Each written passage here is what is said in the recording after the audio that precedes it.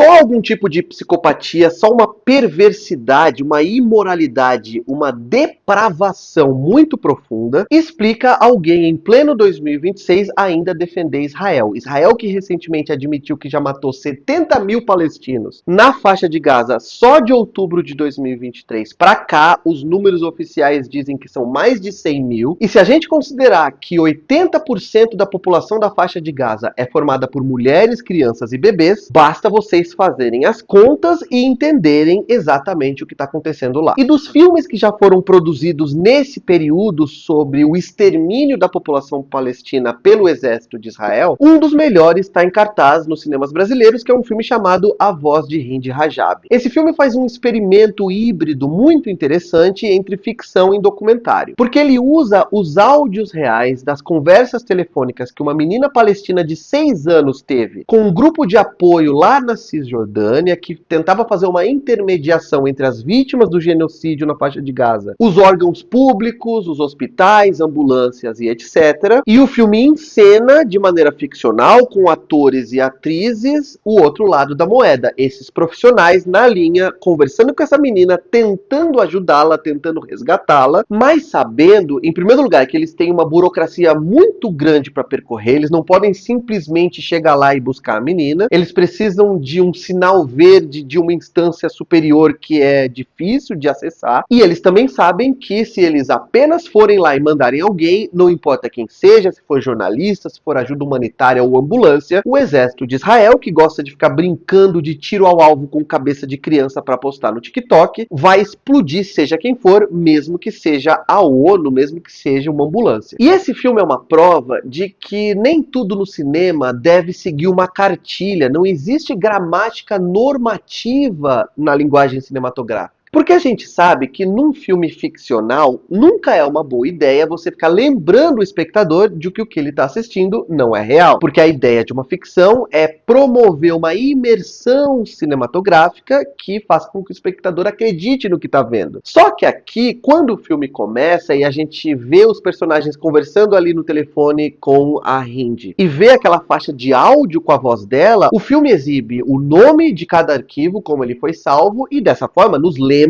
que aquilo são a parte documental do filme e, portanto, consequentemente, todo o resto é ficcional. Só que essa estratégia narrativa acaba potencializando o drama dos áudios reais da menina, porque a gente está ouvindo durante o filme inteiro uma voz de uma menininha de 6 anos com toda a sua inocência, com a sua cadência de voz típica da idade, com o seu tom desesperado, com o seu tom choroso e possivelmente machucado, a gente não sabe se ela está ferida, e isso dá uma angústia, isso dá um desespero ao longo do filme que é mérito também, não apenas da natureza atroz do que está acontecendo, mas também da construção dramática desse filme, dirigido pela Kauter Ben-Hania. A encenação dentro das salas daquela organização também funcionam muito bem. A diretora isola aqueles personagens, não só pelas paredes brancas ou acinzentadas atrás deles, ou pelos vidros que separam cada sala, cada escritório, mas também usando uma profundidade de campo muito reduzida, ou seja, deixando apenas os rostos e os corpos dos atores em foco. Todo o fundo, durante boa parte do filme, não o tempo todo, está desfocado, e isso obriga o espectador a focar nas expressões dessas pessoas. E isso vai ser importante porque tem muita coisa em jogo ali, através das discordâncias, através das divergências, daquilo que um personagem acha que é a melhor medida para ser tomada e aquilo que o outro personagem acha que na verdade eles têm que fazer. O que o filme faz é jogar a responsabilidade também para o espectador para pensar o que a gente faria no lugar deles. Porque sim, eles estão num lugar muito difícil, eles estão numa posição muitas vezes passiva, sem conseguir fazer muita coisa, de mãos atadas, mas cada decisão que eles tomarem também vai recair sobre eles. A gente é responsável por tudo aquilo que a gente faz na paz ou na guerra. O filme usa também de maneira muito eficiente aquele efeito bomba-relógio, uma contagem regressiva, porque a gente é informado que eles conseguiriam mandar uma ambulância para salvar a Hind Rajab em 8 minutos. Mas depois que esses 8 minutos passam, tem um personagem lá que é o mais idealista, que é o mais apaixonado emocionado, que realmente sente mais a dor daquela menina, e ele começa a escrever no vidro lá entre um escritório e o do chefe, que tá barrando a ação deles, o tempo que já passou, o tempo que eles usaram apenas conversando e consolando essa menina pelo telefone, sem fazer nada de verdade. Os 8 minutos se transformam em 60, em 120, em 180, e a gente sabe que cada vez que o tempo passa, as chances de sobrevivência da Hind Rajab ficam cada vez menores, e como a gente consegue sentir a dor da menina e desenvolver simpatia e empatia por ela ao longo do filme, principalmente por ser uma criança tão pequena, o filme começa a se tornar cada vez mais tenso, cada vez mais angustiante, até que a diretora faz algo que eu considerei extremamente eficiente. Ela contrasta aquela monotonia, aquela burocracia daquelas salas cinzentas, pouco pessoais, estéreis muitas vezes, mais civilizadas, com a barbárie que está acontecendo em Gaza. Porque quando ela sai com a câmera, entre aspas, pela primeira vez para mostrar, aí sim, imagens documentais da devastação causada por Israel, ela consegue ser respeitosa em primeiro lugar, não mostrar coisas que poderiam ser sensacionalistas, que poderiam explorar a dor daquelas pessoas reais de uma maneira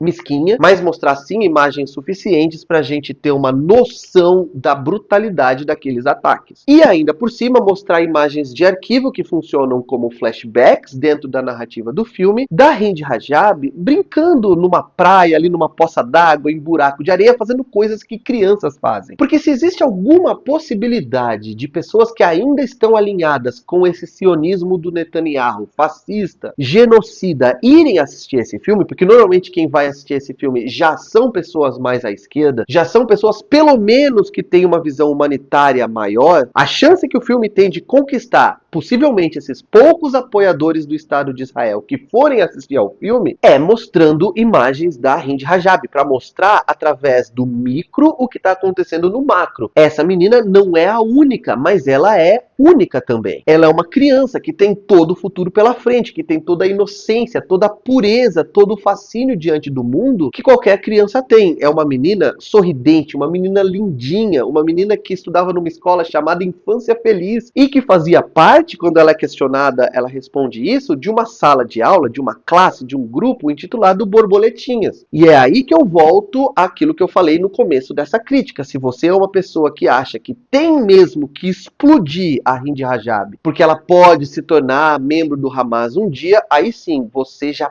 perdeu tudo que ainda te conectava à sua humanidade. O filme foi indicado ao Oscar de melhor filme internacional. Eu já tinha apostado nele, porque mesmo ele sendo um filme que tem pouca campanha, pouco dinheiro para marketing, ele não é distribuído por uma grande distribuidora, a história dele é forte demais para ser ignorada e eu recomendo que você vá assistir nos cinemas aqui no Brasil. Se você gosta do meu conteúdo, se você gostaria de conversar comigo sobre cinema toda semana e também com cinéfilos do Brasil inteiro, considere participar do meu Clube do Filme. Eu vou deixar aqui na tela um QR Code com um formulário que você pode preencher com alguns dados pessoais seus, sem compromisso. Eu vou entrar em contato com você, dar mais informações, te fazer uma oferta e eu quero muito que você aceite, que você participe do meu Clube do Filme. Não se esquece também de dar um like no vídeo, se inscrever no canal, clicar no sininho e em sempre, para sempre receber notificações quando eu publicar vídeo novo por aqui, e me diz aqui nos comentários o que você achou do filme e da crítica. Por hoje é isso, um abraço, tchau.